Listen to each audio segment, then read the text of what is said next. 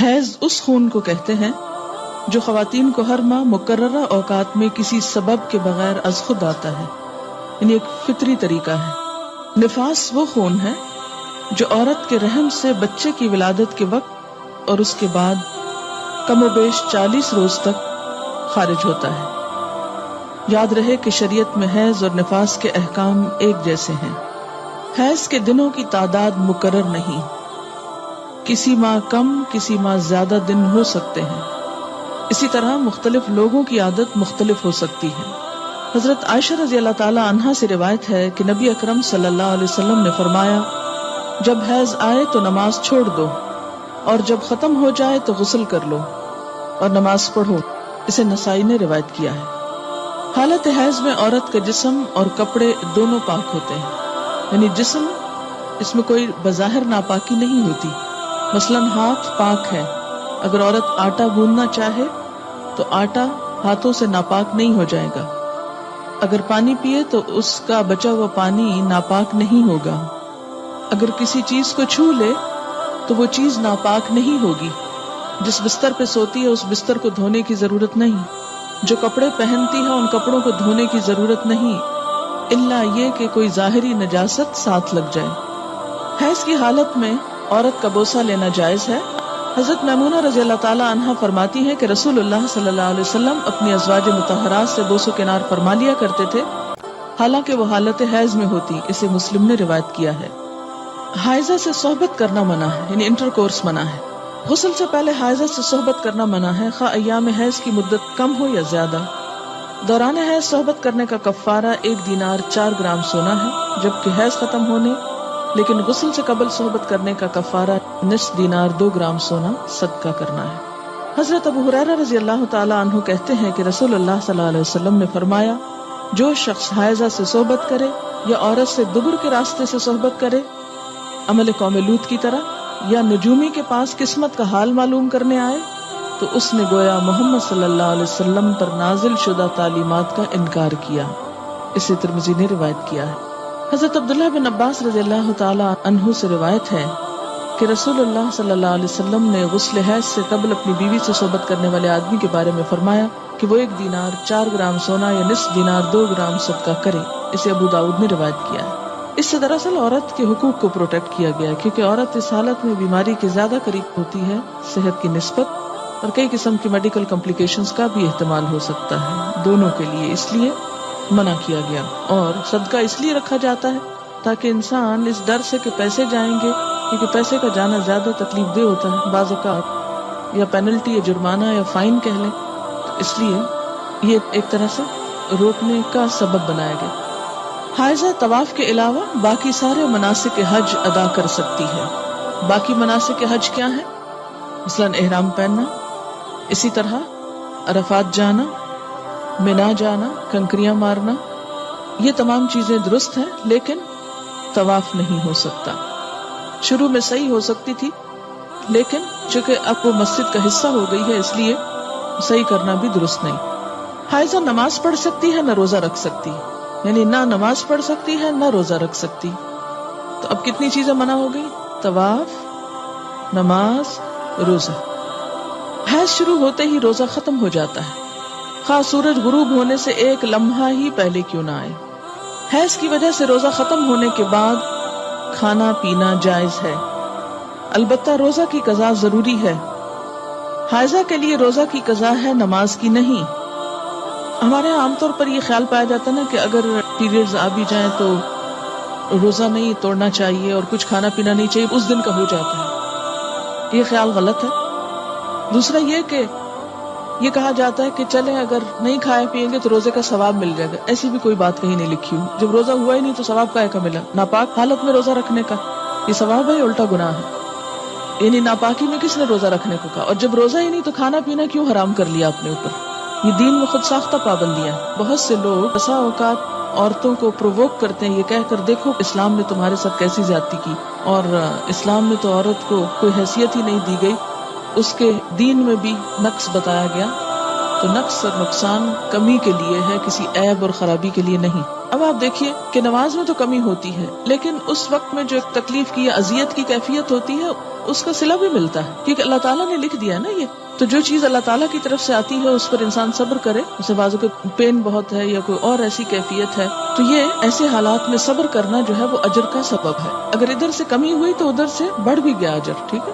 دوسری بات یہ کہ کمی سے مراد نمازوں کی تعداد میں کمی ہے، جس کو آپ بعد میں عام حالات میں نفل وغیرہ پڑھ کے بھی پورا کر سکتے ہیں، یا پھر یہ کہ کمی سے مراد اس اعتبار سے کمی بھی ہے کہ ایک مثلا تہجد کی روٹین آپ بناتے ہیں یا نمازوں میں خشوع خضوع کی روٹین بناتے ہیں، ابھی آپ اس حالت میں ہوتے ہیں کہ نماز چھوٹ جاتی ہے. اب کیا ہو گیا؟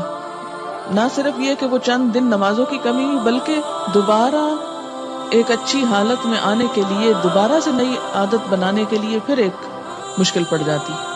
تو بعض اوقات لوگ نماز ہی چھوڑ دیتے ہیں، وہ مشکل عادت پڑنے لگتی ہے کہ چھٹی ہو جاتی ہے اور چھٹی ہوتے ہی پھر چھٹی کر لی جاتی ہے سب. تو یہ ایک انسانی نفسیات بھی ہے. اس سے پھر دین میں پیچھے رہنے کا اندیشہ ہوتا ہے. یہ بتا کے الارم کیا گیا ہے، نہ کہ کوئی عیب بتانا مقصود ہے. کہ اگر آپ کو یہ بتایا جائے کہ آپ کے بزنس میں یا فلاں چیز میں کمی ہو جاتی ہے اس چیز سے، تو آپ کیا سوچتے ہیں؟ بزنس چھوڑ دوں، کام ہی چھوڑ دوں؟ نہیں، آپ سوچتے ہیں اچھا اس کمی کو پھر اور کہاں سے پورا کروں. کسی بھی چیز میں جب کسی بھی چیز کی کمی کا سبب بنتا ہے اور اس کو بتایا جاتا ہے یہ کمی ہونے لگی ہے. مثلا اگر کسی کو بتایا جائے کہ مارکیٹ میں فلاں پروڈکٹ نہیں آ رہی ہے جس کی وجہ سے فلاں کی سیل پر اثر پڑ جائے گا اور ایک دم کمی ہوگی، بزنس ڈاؤن ہوگا، تو انسان مایوس ہو کے بیٹھ نہیں جاتا، بلکہ کچھ اور سٹرگل شروع کرتا ہے کہ کسی اور طریقے سے کمی پوری کی جائے. تو یہاں بھی جب یہ بتایا گیا کہ میں نقصان دین ہاں، تو اس کا مطلب یہ ہے کہ اس کمی کو کسی اور طریقے سے پورا کیا جائے. یہ ایک خیرخواہی بھی ہو سکتی. اگر کوئی عورت رمضان میں فجر کی اذان سے پہلے حیض سے پاک ہو جائے اور غسل کا وقت نہ ہو تو پہلے روزہ رکھ کر بعد میں غسل کر سکتی. لیکن اگر اذان کے بعد پاکی ہوئی ہے، یعنی بعد میں بھی سپاٹ لگا ہے اور سورج نکلنے کے بعد آپ پاک ہو رہے ہیں اور نہا رہے ہیں اور روزہ آپ صبح سے رکھ چکے ہیں، تو وہ روزہ نہیں ہوتا. کپڑے پر حیض کے خون کا داغ لگ جائے تو اتنی جگہ دھو کر اسی کپڑے پر نماز ادا کی جا سکتی. حائضہ کے لیے مسجد میں ٹھہرنا جائز نہیں، البتہ گزر سکتی. حالت حیض میں جائے نماز کو ہاتھ لگانا، جائے نماز پر بیٹھنا، ذکر کرنا اور تسبیح اور تحلیل نیز دعا وغیرہ کرنا جائز ہے. یہ بعض اوقات لوگ تسبیح نہیں اٹھاتے یا جائے نماز نہیں اٹھاتے، تو یہ بات درست نہیں.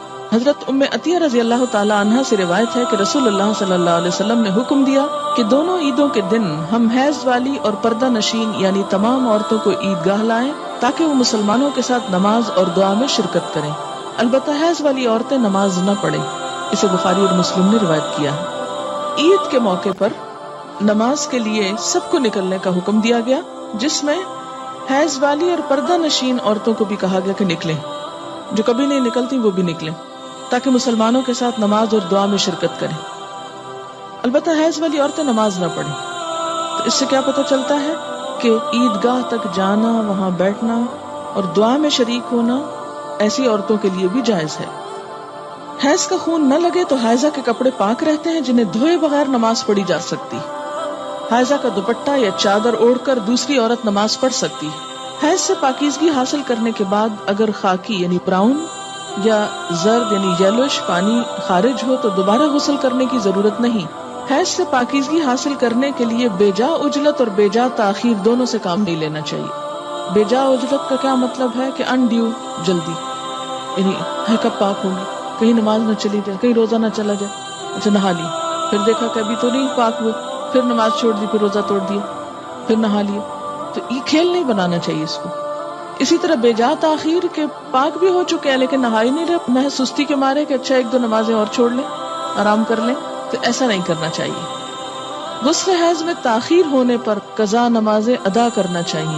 یعنی اگر کسی وجہ سے پانی ختم ہے، پانی نہیں ہے، یا کئی سفر کی حالت میں ہے کہ ٹائم پہ نہیں پہنچے آپ کہ نہا سکیں، یا کوئی وجہ بن گئی، یعنی جان بوجھ کے نہیں، ہو گیا ایسے، تو پھر کیا ہے، جب نہا چکے تو پچھلی نماز لوٹائیں. مستحاضہ حسب عادت ایام حیض کے بعد غسل کر کے نماز پڑھیں. مستحاضہ کون ہوتی؟ حیض کے علاوہ جو بلیڈنگ ہوتی ہے بیماری کے طور پر، وہ استحاضہ کہلاتی ہے. یعنی سارا مہینہ سپاٹنگ ہوتی رہتی ہے. تو اس میں کیا ہے کہ جو حیض کے ایام ہیں جن میں بلیڈنگ فرق ہو جاتی ہے، مثلا تھکنس ہے یا اس کی اور علامات معلوم ہوتی ہیں، یا اس بیماری کے شروع ہونے سے پہلے ایام حیض کی جو ڈیٹس تھی یا جو عادت تھی اس کے مطابق نہا لے اور باقی دنوں میں نماز پڑھتی رہے خواہ سپاٹنگ ہوتی ہے۔ حضرت عبداللہ بن عباس فرماتے ہیں کہ مستحاضہ غسل کر کے نماز پڑھے خواہ ان کی ایک گھڑی باقی ہو، مثلاً سورج غروب ہونے میں 5 منٹ ہے اور اب وہ نہا کر نکلی تو پڑھے اثر۔ جب عورت نماز ادا کر چکے تو پھر شوہر اپنی بیوی سے صحبت کر سکتا ہے کیونکہ نماز افضل ہے، اسے بخاری نے روایت کیا ہے۔ حائضہ پاکیزگی کی حالت میں جس نماز کے اول یا آخر وقت میں سے ایک مکمل رکعت ادا کرنے کا وقت پالے اس وقت کی قضا نماز اسے ادا کرنی چاہیے۔ مثلاً ظہر کی اذان ہو چکی، آدھا گھنٹہ گزر گیا، آپ نماز پڑھنے جا رہے تھے، پتہ چلا پیریڈز ہو گئے، اب نماز تو نہیں پڑھ سکتے، لیکن چونکہ وقت نماز کا داخل ہو چکا تھا اس لیے یہ نماز آپ کی ذمہ ہو گئی۔ اب جب آپ پاک ہوں گے تو یہ نماز دہرائیں گے۔ اور اسی طرح اگر عصر کا وقت مثلاً ختم ہونے سے آدھا گھنٹہ پہلے پاکی حاصل کی، اب نہانے میں 20 منٹ لگ گئے، 10 منٹ باقی ہیں اور جتنی دیر میں مصلی بچھایا مغرب کی نماز ہو گئی۔ بعض اوقات ایسا نا سردی ہوتی ہے، دروازے بند کرتے جائے نماز بچھاتے کرتے ٹائم ہو جاتا ہے، اتنے میں اذان ہوگی، اب مغرب پڑھ کے کیا کرے؟ عصر قضا پڑھے۔ حائضہ کو مسلسل قرآن پاک کی تلاوت کرنا منع ہے، البتہ ایک آیت توڑ کر پڑھ سکتی ہے، یعنی بیچ میں سانس لے سکتی ہے، اور یہ حدیث نہیں ہے، بہرحال ابراہیم نخعی کا قول ہے۔ حضرت ابراہیم نخعی کہتے ہیں کہ حائضہ قرآن مجید کی ایک آیت پڑھ لے تو کوئی حرج نہیں، اسے بخاری نے روایت کیا ہے۔